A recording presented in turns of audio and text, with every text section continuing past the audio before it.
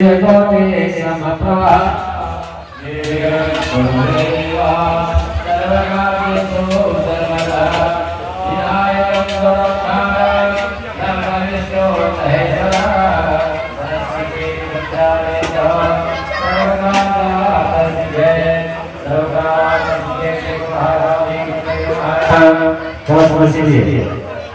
कलश बताइए तत्पश्चात सभी आने एक मार्गा करता एक सुपारी और अक्षर तीन जो फूल और संस्कार के लिए रुकिया सभी आने ये महरो देखी ना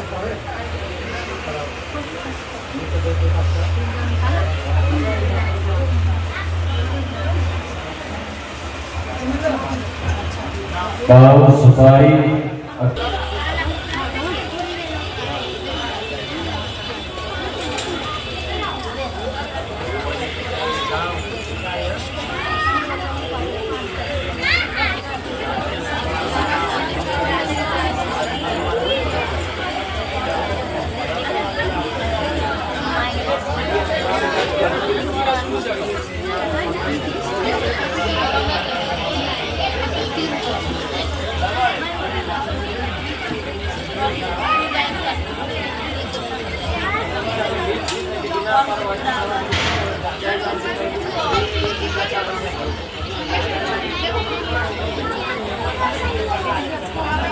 हिदाया अपना अपना नाम सही आने अपना अपना गोत्र का नाम बहुत आदमी काश्य होगा बहुत आदमी के शादी होगा गोत्र उत्पन्नो मम सकल मनोकामना सिद्ध्यर्थ धन्य धान वृद्धि शरीर आरोग्य बलपुष्टि निरोग्य कायिक वाचिक प्राणोत्तर फल प्राप्ति अध्ययन हरितालिका व्रत पूजन यथा शक्ति जागरण पूर्वक निवेद्य उमा महेश्वर पूजन करुणावाहिन देवता पूजन संकल्प फलकरिष्ये वाकारिष्ये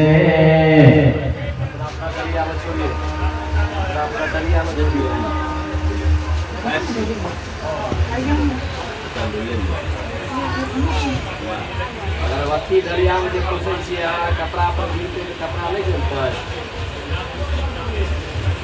अगरबत्ती की वजह सवाल राजा का है ए बुआ रे सब दिया मल्ली सब दिया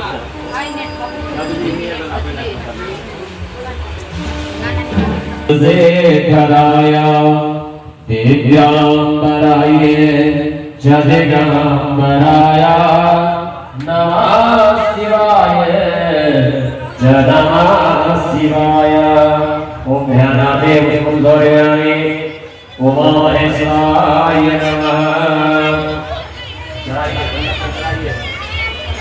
मंडप पर चढ़ाइए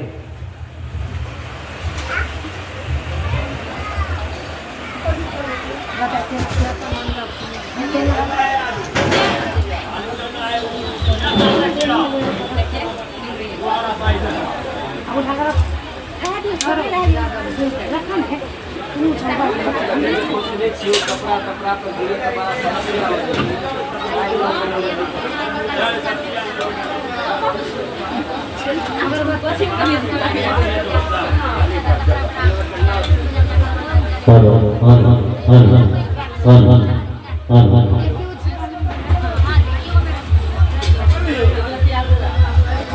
आज से इंतजार आइए बाद में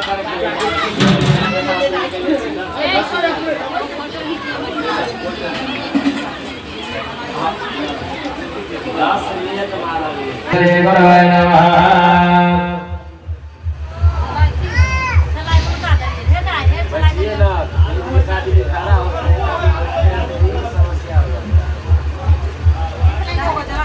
ओम कुंडों की माला से जिन शिव जी की जटा अलंकृत है जो पार्वती जी की वस्त्र धारण की है और जो शिव जी दिगंबर नंगे है ऐसे श्री पार्वती पिता शिव जी को प्रणाम करता हूँ।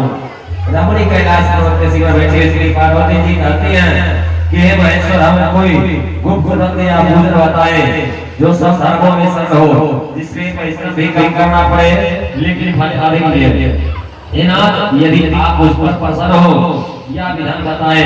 हे प्रभु, किस तप व्रत दान आदि वध और अंतरित आप जैसे महाप्रभु को प्राप्त हुए। शिव जी बोले कि हे देवी सुनो, मैं सब व्रतों में एक उत्तम व्रत रहता हूँ जो मेरा सर्वगण छिपाने योग्य है, लेकिन तुम्हारी प्रेम से वशीभूत होकर बतलाता हूँ। शिव जी ने कहा कि भारतवर्ष में जैसे नक्षत्रों में चंद्रमा, ग्रहों में सूर्य, पर्वों में ब्रह्मण, देवताओं में विष्णु भगवान, नदियों में गंगा, पुराणों में महाभारत, वेदों में सामवेद और इतिहास श्रेष्ठ है। सब पुराण और वेदों का समस्त जिस तरह कहा गया है, मैं तुम्हें एक प्राचीन बात बतलाता हूँ। एकाग्र से सुनो। जिस वक्त के प्रभाव से तुमने मेरा आधा आसन को प्राप्त किया, हुआ मैं तुमको बताऊंगा, क्योंकि तुम मेरी प्रेयसी हो। भारतवर्ष में हस्त नक्षत्र सहित शुक्ल पक्ष की तृतीया तिथि को उसका अनुष्ठान मात्र करने से स्त्रियां संसार से मुक्त हो जाती है। हे देवी, तुमने आज से बहुत दिनों पहले हिमालय पर्वत पर इस वक्त को किया था, यह भी मैं तुमसे कहूंगा। पार्वती ने पूछा, हे नाथ, मैंने इस वक्त को क्यों किया था, यह सवाल आपके मुख से सुनना चाहती हूँ। उत्तर की ओर एक बड़ा रमणीक और पर्वतों में श्रेष्ठ हिमालय नामक पर्वत है। उसके आसपास तरह तरह की भोगियां, तरह तरह के वृक्ष उसके लगे हुए हैं। पक्षी अनेक प्रकार के पशुओं पर निवास करते हैं। वहाँ पहुंचकर गंधर्वों के साथ बहुत से देवता सत्याचार करते हैं। पक्षीगण सर्वदा वन से विचरते हैं। वहाँ पहुंचकर गंधर्व गाते हैं, अप्सराएं नाचती हैं, पुष्प रोग रात की कृपा से आते हैं। यह पर्वत ऊंचा तो इतना अधिक है कि बीती घाट समझकर आकाश का स्पर्श किया जाता है। उसके समस्त शिखर सदैव हिम बर्फ से आच्छादित रहते हैं और गंगा जल की ध्वनि सदा सुनाई देती जाती है। हे पार्वती, तुमने बालिका में उसी पर्वत पर तपस्या की थी। 12 वर्षों तक तुमने उल्टी चलकर केवल धुआं ही कर रहे। 64 वर्षों तक तुमने सूखे पत्ते खाकर रहे। माघ में जल में बैठी रहती और वैशाख की दुपहरिया में पंचाग्नि तापती थी। श्रावण के महीने में जब जल बरसता तो भूखी प्यासी रहकर मैदान में बैठी रहती। तुम्हारे पिता इस तरह के कष्ट को देखकर बड़े दुखी हुए। वो चिंता में पड़ गए कि मैं अपनी कन्या किसको दूं। उसी समय नारद जी वहां पहुंचे। मुनि श्रेष्ठ नारद जी उस समय तुम्हें देखने गए थे। नारद जी को देखकर गिरी ने अर्घपाद आसन आदि देकर उनकी पूजा की और कहा, हे स्वामी, आप किस लिए आए हैं? मेरा अहोभाग्य है, आपका आवागमन मेरे लिए अच्छा है। नारद जी ने कहा कि हे पर्वतराज, सुनो, मैं विष्णु भगवान का भेजा हुआ आपके पास आया हूँ। आपको चाहिए कि यह योग ज्ञान किसी योग को दे। भगवान विष्णु के समान योग ब्रह्मा, इंद्र, शिव इनमें से कोई नहीं है। इसलिए मैं यही कहूंगा कि आप अपनी कन्या विष्णु भगवान को ही देवे। हिमा ने कहा कि विष्णु भगवान स्वयं मेरी कन्या को ले रहे हैं या आप संदेश लेकर के आए हैं, तो मैं उन्हें अपनी कन्या दूंगा। हिमा ने इतनी बात सुनकर मुनिराज नारद आकाश में वीर हो गए। से कहा कि देव सूर्य, मैंने आपका विवाह पक्का करा दिया। उधर हिमान ने पार्वती के पास जाकर कहा कि हे पुत्री, मैं तुम्हें विष्णु भगवान को दे जाऊंगी। यह बात सब पिता की बात सुनकर बिना उत्तर दिए ही तुम अपने सखी के घर चली गई। वही जमीन पर पड़ के तो बड़ी दुखी हुई विलाप करने लगी। तुमको इस तरह इस प्रकार विलाप करते हुए देखकर सखी बोली, तुम इतनी दुखी क्यों हो? इसका कारण बताओ। तुम्हारी जो कुछ इच्छा होगी मैं यथाशक्ति पूरा करने की चेष्टा करूंगी, इसमें कुछ भी समस्या नहीं है। पार्वती बोली, मेरी मेरी जो कुछ अभिलाषा है तुम प्रेम पूर्वक सुनो। मैं एकमात्र शिव जी को अपना पति बनाना चाहती हूँ, इसमें कुछ भी शिक्षा नहीं है। मेरे इस विचार को पिताजी ने ठुकरा दिया, इससे मैं अपने शरीर को त्याग दूंगी। पार्वती की इस बात को सुनकर सखियों ने कहा कि सभी त्याग न कर चलो किसी ऐसे वन को चले जहाँ पिता को पता न लगे। ऐसी सलाह कर तुम वैसे वन में जा पहुंची। उधर तुम्हारे पिता घर घर तुम्हें खोजने लगे, दूतों द्वारा खबर मिलने लगी कौन देवता किनारे पृथ्वी को हर लग गया। उन्होंने कहा कि मैं नारद जी के आगे प्रतिज्ञा कर चुकी हूँ, प्रतिज्ञा कर चुका हूँ कि मैं अपने पुत्री विष्णु भगवान को दूंगा। ऐसा सोचते सोचते एक बार मूर्छित हो गए। गिरिराज को मूर्छित देखकर सब लोग हाहाकार दौड़ पड़े। जब होश हुआ तो सब पूछ गए कि गिरिराज आप अपने मूर्छा का कारण बताएं। विवाद ने कहा कि आप लोग मेरे दुख का कारण सुने, न मालूम कौन मेरी कन्या को हर ले गया। ऐसा नहीं हुआ तो किसी काले सांप ने का किया है, सीख खा गए होंगे। हाय मेरी बेटी कहाँ गई? किसी दुष्ट ने मेरी पुत्री को मार डाला। या गाकर वायु के झोंके से कांपते हुए वृक्ष के समान कांपने लगे। इसके बाद हिमालय तुम्हें बलवन खोजने लगे। वह बारी शीघ्र भालू हिंसक जंतुओं से बड़ा भयानक हो रहा था, तो उसी तुमने अपने सखी के साथ उस भयानक वन में रावणी तट पर एक बड़ी सी गंगा थी। तुमने उसी गंगा में आश्रम बना लिया और मेरे एक बालू का प्रतिमा बनाकर अपने सखी के साथ निराहार कर मेरी आराधना करने लगी। जब भाद्रपद शुक्ल पक्ष की हस्ती की तृतीया तिथि प्राप्त हुई तो तुमने मेरा विधिवत पूजन किया। रात भर जागरण कर गीत माता आदि में प्रसन्न करने बिताया। उस अपराध के प्रभाव से मेरा आसन डगमगा उठा, जिससे तत्काल उस स्थान पर जा पहुंचा जहाँ पर तो अपने सखी के साथ रहती थी। वहां पहुंचकर मैंने तुमसे कहा मैं तुम पर प्रसन्न हूँ, बोलो तुम क्या चाहती हो? तुमने कहा कि मेरे देवता यदि आप मेरे पर प्रसन्न हैं तो मैं उस वन में तुम्हें खोजते हुए आप पहुंचे थे। चारों दिशाओं में खोज करते करते व्याकुल हो चुके थे, इसलिए तुम्हारे आश्रम के समीप पहुंचते ही गिर पड़े। थोड़ी देर बाद उन्होंने नदी के तट पर दो कन्या को सोते हुए देखा। देखते ही तुम्हें छाती से लगा लिया और विलक कर रोने लगे। फिर पूछा पुत्री तो बाघ आदि जंतुओं से भरी इस वन में क्यों आप पहुंची? पार्वती ने उत्तर दिया कि हे पिताजी, मैंने पहले अपने आप को शिव जी के हाथों सौंप दिया था। आपने मेरी बात को टाल दी, इससे मैं यहाँ चली आई। हिमान ने समझा दिया कि मैं तुम्हारी इच्छा के विरुद्ध कुछ न करूंगा और वो तुम्हें अपने साथ लेकर घर आए और मेरे साथ तुम्हारा विवाह कर दिए। इससे तो मेरा उसी से तुमने मेरा अर्घासन प्राप्त किया। तब से आज तक किसी के सामने मुझे यह व्रत प्रकट करने का अवसर नहीं प्राप्त हुआ। हे देवी, यह मैं बताता हूँ, इस व्रत का नाम हरतालिका क्यों पड़ा? क्योंकि तुमको सखियां हर ले गई थी, इसलिए इसका नाम हरतालिका पड़ा। पार्वती ने कहा कि प्रभु, आपने नाम तो बता दिया, अब इसकी विधि बताएं, इसका क्या पुण्य है, क्या फल है, यह व्रत कौन करे? श्री शिव जी पार्वती जी से कहते हैं कि हे देवी, मैं समस्त स्त्री जाति की भलाई के लिए यह उत्तर बताता हूँ। जो स्त्री अपने सौभाग्य की रक्षा करना चाहती हो वह ज्ञान पूर्वक इस व्रत को करे।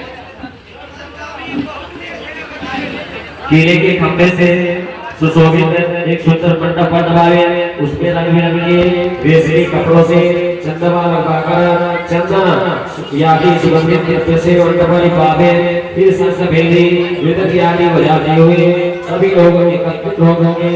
प्रार्थना के मंगलाचार्य करते हुए उस मंडप में पार्वती का शिव जी की प्रतिमा स्थापित करें। उस रोज दिन भर उपवास कर बहुत से सुगंधित फूल, सुगंध और मनोहर धूप, नाना प्रकार के नैवेद्य यानी एकत्रित कर मेरी पूजा करें। रात भर जागरण करें। ऊपर जो वस्तु गिनाई गई है उसके अतिरिक्त नारियल, सुपारी, जमीन, लौंग, अनार नारंगी आदि जो भी फल प्राप्त हो जाए। हे श्री राम को सदा के नमस्कार है। हे ब्रह्म रूपिणी आपको नमस्कार है। हे जगदम्बा आपको नमस्कार है।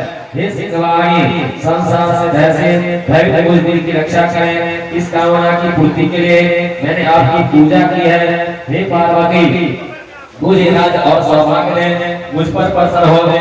इसी मन से पार्वती दासी जी की पूजा करें। तदंतर विधि पूर्वक कथा सुने और मन को बस गौ स्वर्ण आदि देवें। इस तरह एकत्रित होकर के स्त्री पुरुष दोनों एक साथ पूजन करें। फिर बस आदि जो भी उसका संकल्प करें। हे देवी जो स्त्री इस प्रकार पूजन करती है वह सब पापों से छूट जाती है। इसे 7 जन्म तक सुख तथा सौभाग्य प्राप्त होता है। जो स्त्रियां तृतीया तिथि व्रत कर अनुवांशन करती है वह 7 जन्म तक अवध्या रहती है।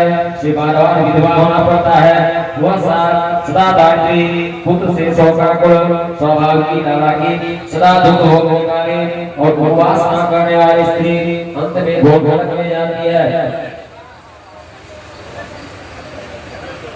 मांसाहार करने से बाघिन, दही खाने से बिल्ली, मिठाई खाने से चींटी और कुछ खाने से मक्खी होती है। बीज को खाने से सुकरी, फल खाने से बंदरियां, पानी पीने से जोग, दूध पीने से सांपी, दूसरों सोने से अजगरी और पति को धोखा देने से मुर्गी होती है। इसलिए सभी स्त्रियां व्रत को अवश्य करें।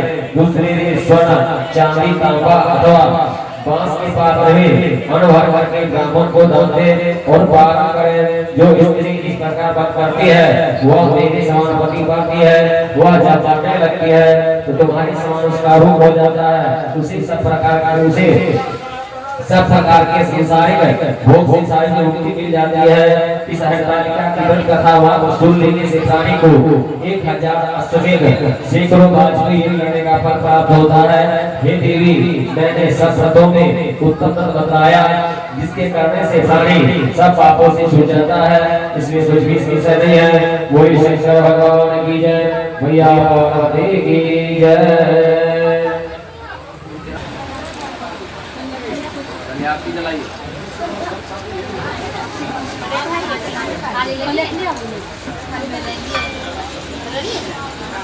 आरती जलाइए।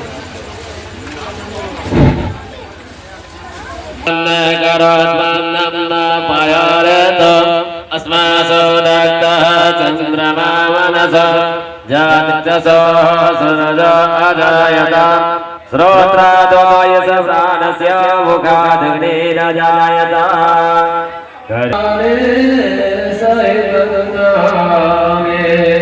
त्वमेव माता च पिता त्वमेव बन्धुः च सखा त्वमेव विद्या द्रविणं त्वमेव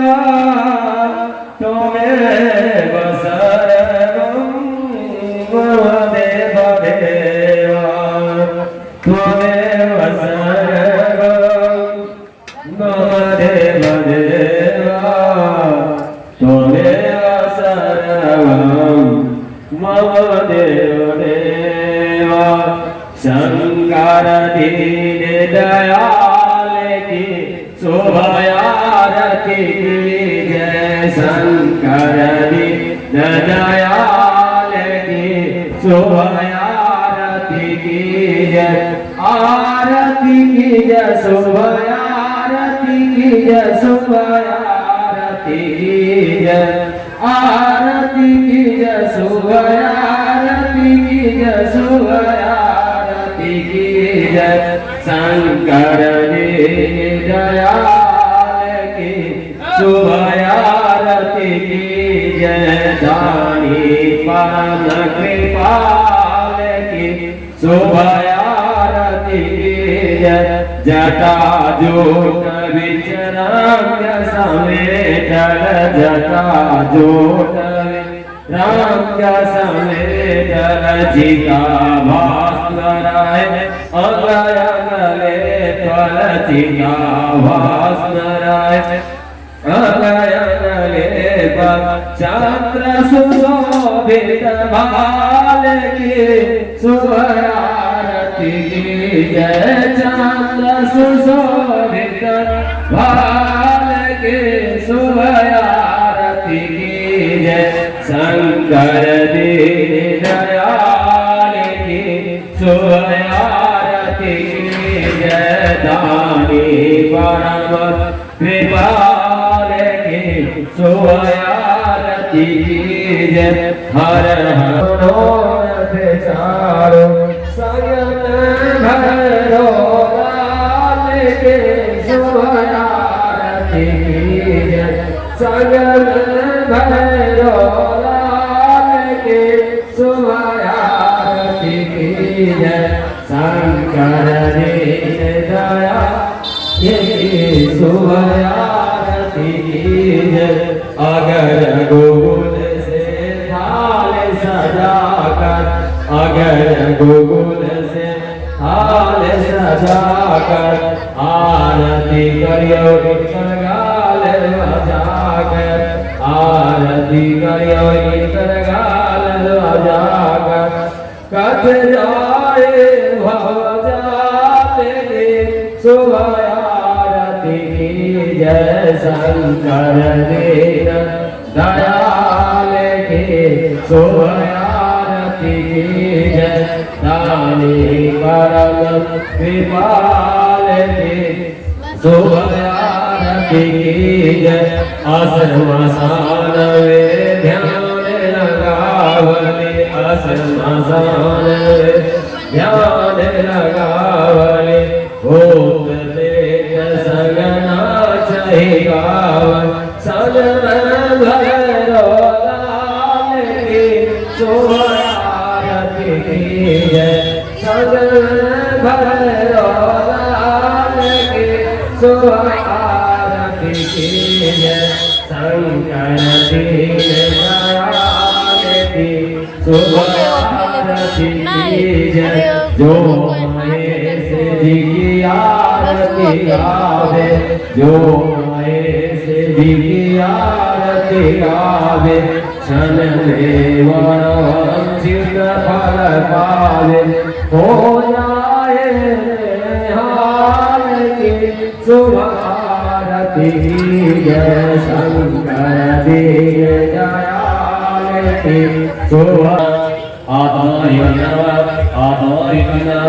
जल से गिर दीजिएगा जले रसी तले करना जले रसी तले करना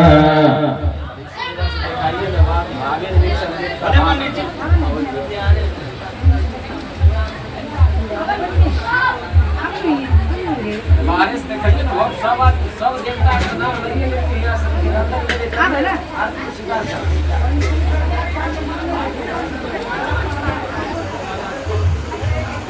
पंडित जी सरकारी हाथ मार लिया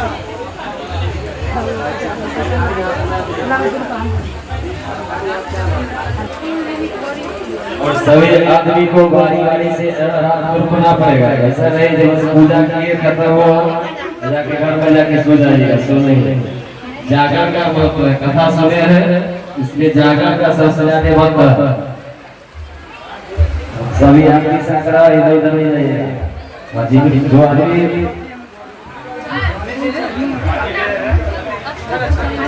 आदमी कारों करते हैं और घर जाएंगे और चलिए पूरा रात में सही आदमी अच्छा चलिए लिए करिएगा कृपा इधर मासा नाम मासे भाद्रपद मासे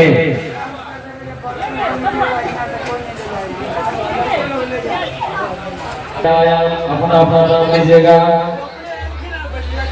अपना अपना गोत्र का नाम लीजिएगा मामा पूर्वांगी की हरितालिका व्रत पूजन यथाशक्ति जागरण पूर्वक उमा महेश्वर पूजन कर्म निमित्तिया दक्षिणा बोलिए सभी आदमी